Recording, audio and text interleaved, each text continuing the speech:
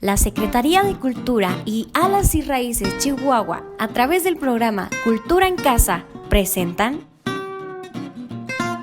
Mi nombre es Fernanda y les voy a narrar el cuento El rey que no oía, pero escuchaba.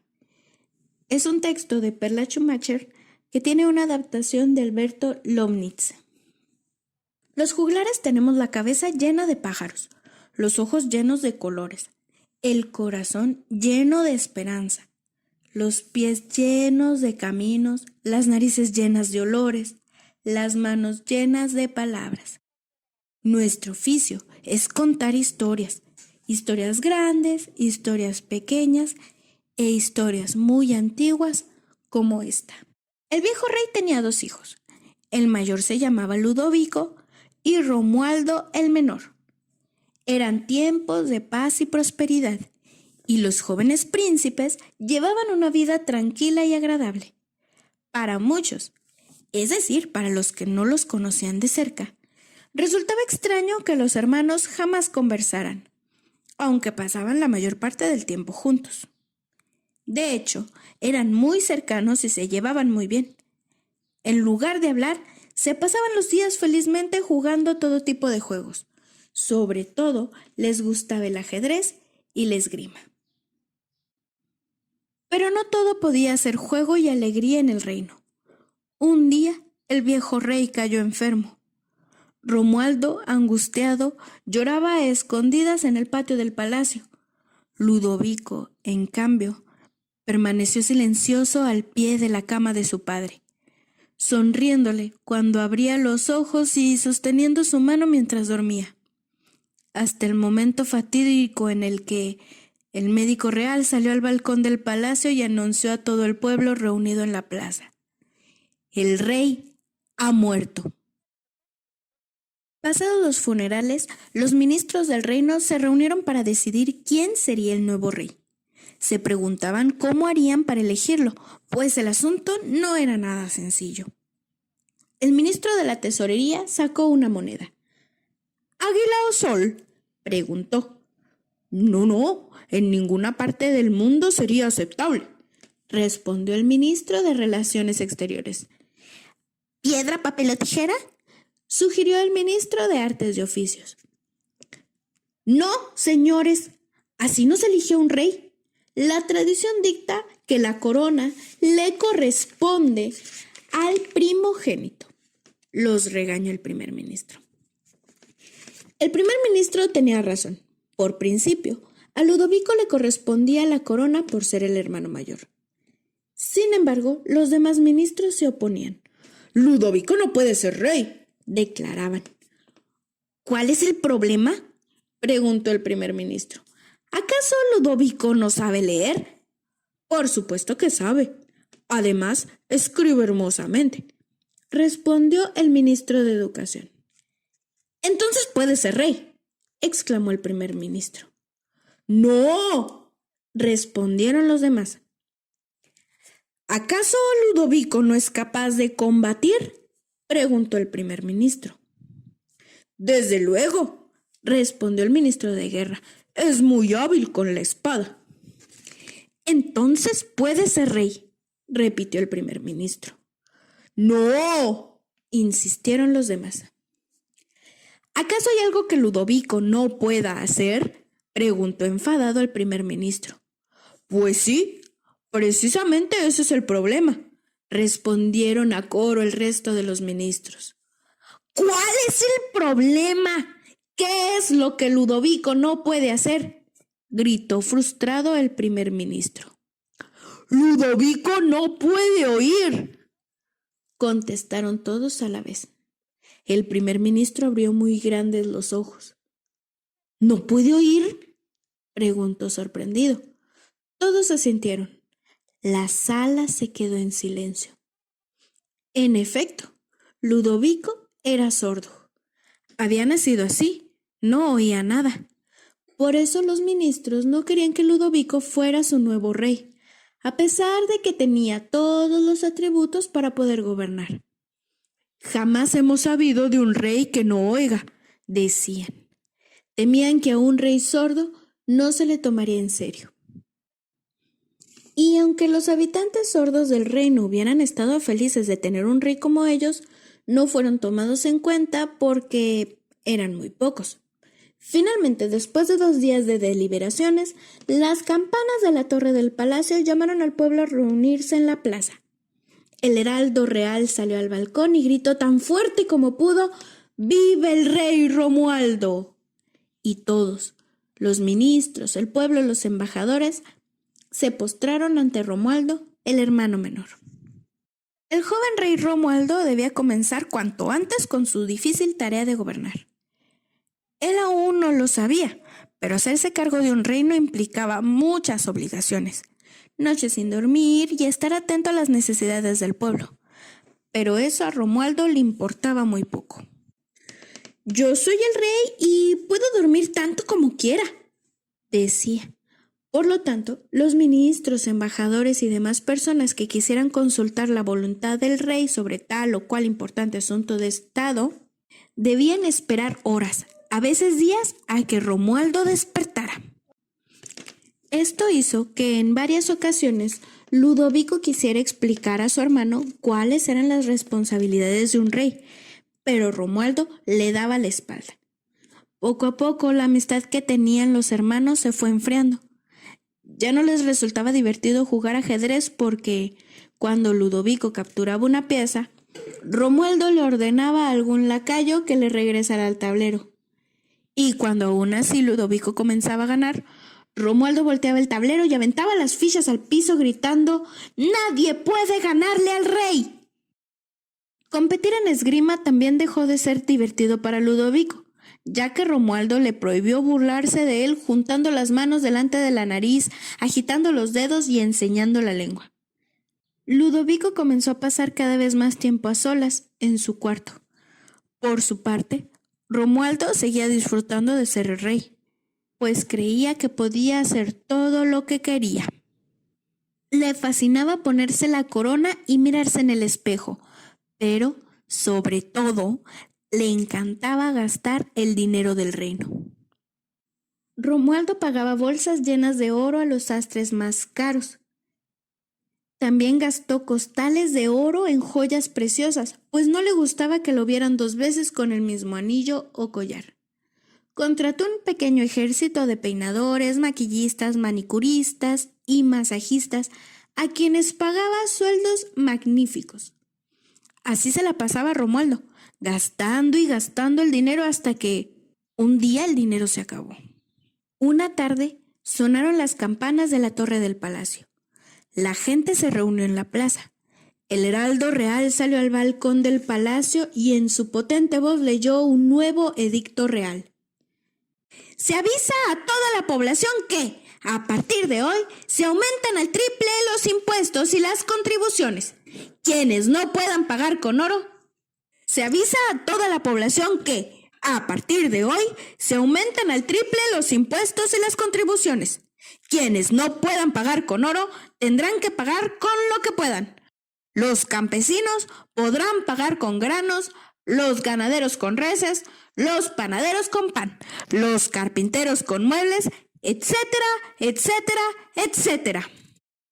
Desde su ventana en el palacio, Ludovico vio con tristeza cómo la gente del pueblo se formaba en silencio para entregar el tributo a su hermanito el rey. Con los impuestos tan elevados, la vida se volvió muy difícil para la gente del pueblo. Casi todo debían entregárselo al rey. Con los impuestos tan elevados, la vida se volvió muy difícil para la gente del pueblo. Casi todo debían entregárselo al rey. A partir de ese día, las cosas empeoraron. Al pueblo se le obligó a trabajar jornadas cada vez más agotadoras. Las arcas del reino estaban llenas, pero las despensas de las casas humildes estaban cada vez más vacías. A Ludovico le entristecía la actitud de su hermano, y aunque no aprobaba sus acciones, no dejó de apoyarlo hasta el día en que Pancracia llegó al palacio a exigir una audiencia con el rey. Pancracia era la panadera del pueblo, y, además, era sorda. Desesperada, se quejó amargamente con el rey. Claro que siendo sorda, Pancracia se expresaba en la lengua de señas de los sordos de ese reino. Gesticulando con furia y moviendo las manos a gran velocidad, reclamó que, a pesar de ser panadera, no había pan en su propia mesa. Los ministros y Romualdo se miraron entre sí. Nadie sabía qué hacer. Ni Romualdo ni ministro alguno comprendía la lengua de señas. Finalmente, a un ministro se le ocurrió llamar a Ludovico, quien inmediatamente se sentó a hablar con Pancracia. Conversaron en lengua de señas durante largo rato. La panadera lloró y el príncipe sordo la consoló y le ofreció ayuda. Romualdo los observaba, sintiéndose cada vez más frustrado por no entender lo que decían. «Yo soy el rey», pensaba, «tengo derecho de entender todo lo que se diga en mi reino». Esa tarde, Romualdo redactó un nuevo edicto que mandó a colocar en los muros de todo el reino. Se avisa a toda la población que, a partir de hoy, queda prohibida la lengua de señas. Y no solo prohibida, prohibidísima. Al que se encuentre hablándola, se le desterrará del reino. Ese día, Ludovico abandonó el palacio y se fue a vivir a una ermita perdida en lo más profundo del bosque. Dicen por ahí que no hay peor sordo que el que no quiere oír. Y Romualdo no oía nada. No oía el llanto de los niños con hambre. No oía los suspiros de las madres que cada vez ponían más agua en los guisados. No oía los quejidos de los viejos que tenían que trabajar jornadas agotadoras. Una bruma gris de tristeza fue cubriéndolo todo. La gente comenzó a murmurar en contra del rey. El odio crecía dentro de sus corazones. Un día, el pueblo decidió reunirse en el bosque y ahí decidir qué iban a hacer en el reino. Y en secreto averiguar qué iban a hacer con sus vidas en el reino.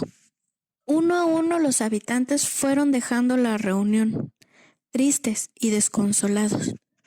Sin embargo, ahí quedaron 3 personas: Nicolás, el carpintero; Pancracia, la panadera sorda; y Martín, el hijo intérprete de señas.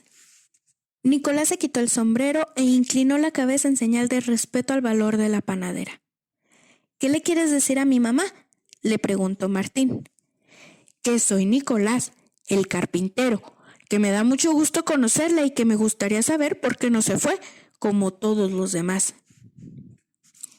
«Yo no tengo miedo», respondió Pancracia, «y no quiero que mis hijos sigan pasando hambre». Nicolás se quedó pensativo.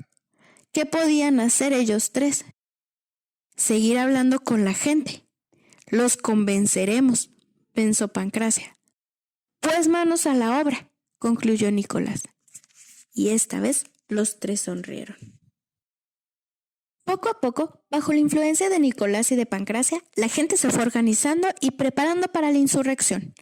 En el castillo, Romualdo no se enteraba de nada, pues vivía pensando solamente en su propio lujo, placer y diversión. La gente del pueblo, en cambio, difícilmente podía dormir. En parte porque el hambre les quitaba el sueño y en parte por el escándalo de las interminables fiestas que organizaba Romualdo, las cuales se escuchaban a kilómetros de distancia. A Romualdo le gustaba que sus fiestas duraran hasta que él se cayera de cansancio.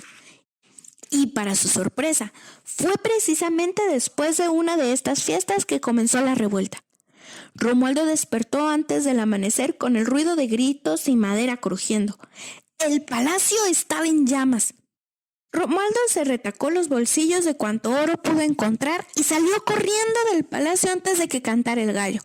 Fue así como dejó el reino, huyendo como un ladrón. Nicolás, Pancracia y los demás representantes del pueblo se dirigieron entonces a la ermita en medio del bosque, donde se encontraba el príncipe sordo. Ludovico se asustó cuando los vio acercarse, pero pronto se dio cuenta de que no venían a hacerle daño.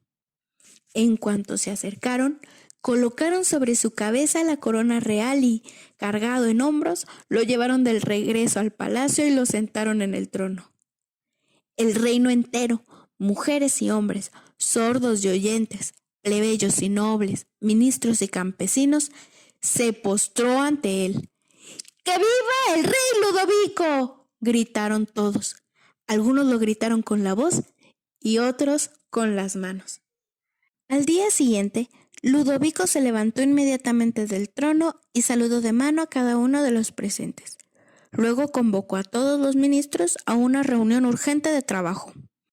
Tomando de nuevo asiento en su trono, anunció, moviendo las manos con gracia y solemnidad, que su primera orden como rey era bajar los impuestos. El dinero que antes se gastaba en fiestas ahora será destinado a la educación, dijo en señas, pero nadie reaccionó. Nadie le entendió. Los ministros, que eran todos sin excepción oyentes, se quedaron con la boca abierta. No había uno solo que hubiera aprendido lengua de señas, menos después de que Romualdo la prohibiera en todo el reino. Ludovico comenzaba a desesperarse. Y así fue como, por una casualidad, Martín, el hijo de la panadera, llegó a la sala del trono cargando una canasta con pan. Hizo una reverencia frente a Ludovico y se dirigió a él amablemente en lengua de señas, tal como su madre le había enseñado que había que comportarse ante un rey. Ludovico, sorprendido, tardó un momento en reconocer al hijo de Pancracia. «Llegas como caído del cielo. Aquí nadie entiende lengua de señas. ¿Quieres ser mi intérprete? Sería un honor», respondió Martín sin pensarlo dos veces. Los ministros miraban la conversación extrañados, sin entender una palabra de lo que el rey y el muchacho decían. «Diles que de ahora en adelante serás intérprete oficial del rey». «¿Qué dijo?», preguntaron los ministros. «Que ahora soy su intérprete oficial». ¡Qué horror! ¿El hijo de la panadera? No, de ninguna manera. Ludovico frunció el ceño. Con un gesto severo cayó a los ministros. Luego pidió papel y pluma y, ante la mirada temerosa de todos, redactó y firmó el nombramiento oficial de Martín. Además, escribió como ley que el rey debía visitar a la gente para saber qué necesita y que los ministros debían tomar clases de lenguaje de señas. Al principio, los ministros protestaron, pero después les gustó aprender lengua de señas. Ahora podían comunicarse con su rey y con los habitantes sordos del lugar. Y esa comunicación daba sus frutos, ya que, a medida que sus manos se iban llenando de palabras, el reino prosperaba. Los campos reventaban de flores y en las mesas de la gente del pueblo los platos rebosaban de comida. La felicidad regresaba poco a poco a sus corazones. Sin embargo, parecía que el rey Ludovico no estaba del todo contento a pesar de los reportes de sus ministros. Conociendo el motivo de su tristeza, los ministros enviaron a buscar al hermano del rey Romualdo por todas partes. Lo buscaron debajo de las piedras, encima de los árboles, en cada recodo de cada camino del reino, y nada. Parecía que Romualdo se había esfumado. Una tarde fresca de verano, Ludovico, habiendo concluido las tareas de gobierno de ese día, salió a pasear por los hermosos jardines del palacio. Se quitó la corona, se recostó en el pasto y se quedó dormido. Despertó con un sobresalto. De pie, a su lado, estaba su hermano Romualdo sosteniendo la corona entre sus manos. Ludovico se paró de un brinco y sacó su espada. Romualdo sacó la suya y los hermanos comenzaron a combatir. Ludovico se sorprendió al ver que la técnica de esgrima de su hermano había mejorado mucho. Tanto así que en poco tiempo Ludovico perdió su espada y quedó desarmado. Romualdo se acercó a él con la espada en alto. Ludovico pensó que todo estaba perdido y se preparó para recibir la última estocada. Pero, ¿cuál no sería su sorpresa al ver que Romualdo aventaba su florete al piso? Juntaba las manos delante de su nariz y agitaba los dedos mientras sacaba la lengua sonriendo. Ludovico se quedó congelado, sin comprender. Entonces Romualdo también se puso serio y se hincó ante su hermano. «Tome, su majestad. Esto le pertenece», dijo Romualdo y entregó a Ludovico la corona.